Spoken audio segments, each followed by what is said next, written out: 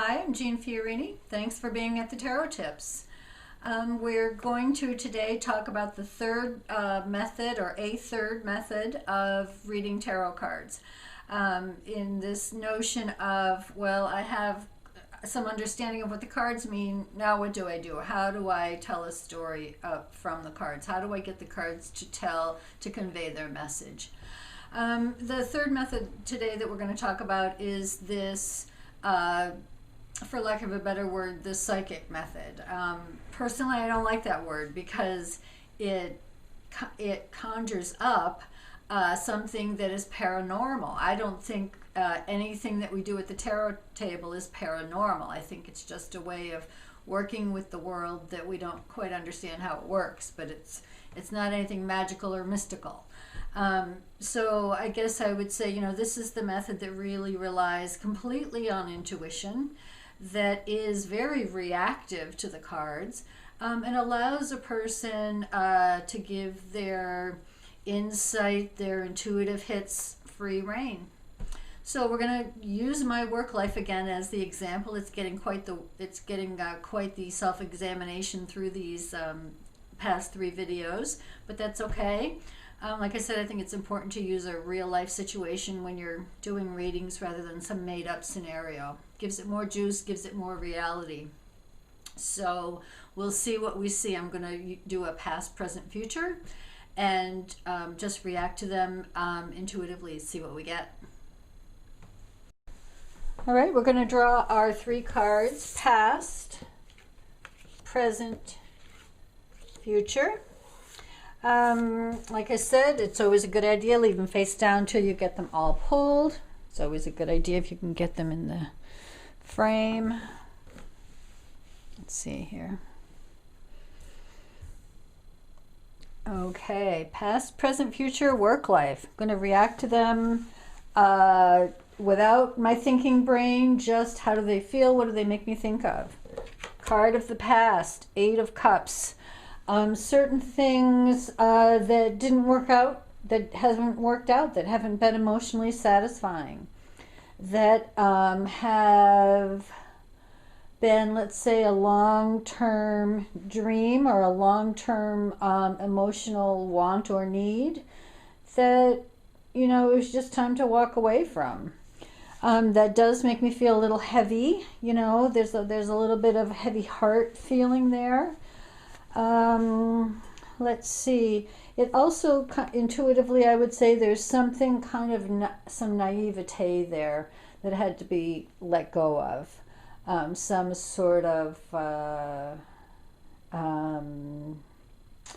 want to say fantasy, childhood fantasy, some sort of something there that it was time to let go of. Again, you could sort of see, now is that a book reading of that card? Not exactly. It's more of a hit, intuition. Present energy, Page of Pentacles. Fits in with the what do you notice, but I've noticed that each card just has one person in it. But that one feels like a new day to me. Page of Pentacles. I like how that feels earnest. I like how it feels hopeful. I'm not sure that this 8 of Cups feels particularly hopeful. Page of Pentacles. What do I get intuitively from that? It feels like there might be offerings coming.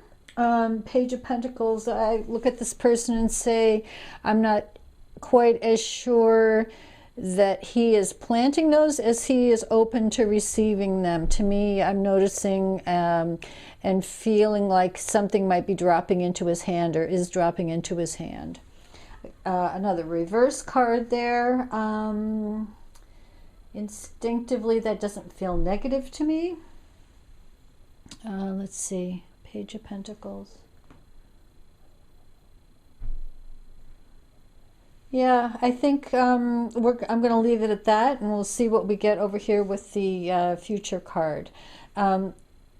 Present energy feels solid. It feels hopeful after this period of detaching, or letting go of something, here's a new opportunity. So, you know, the tide goes out, the tide comes in.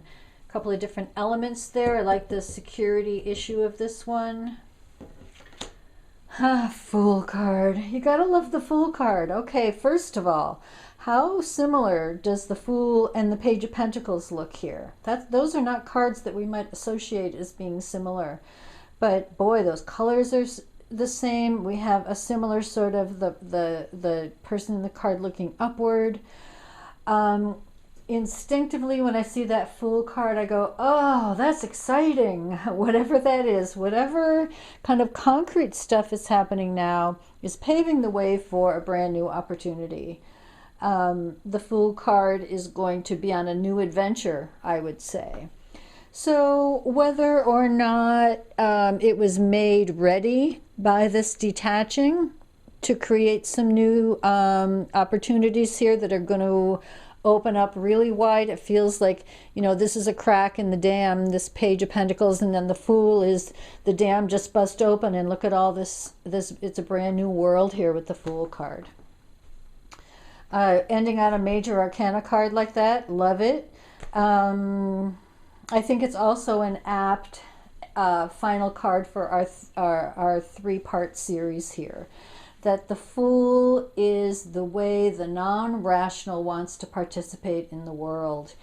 And, you know, we think about our work life and our car payments and our friendships and our vacation plans and all of that as the real world.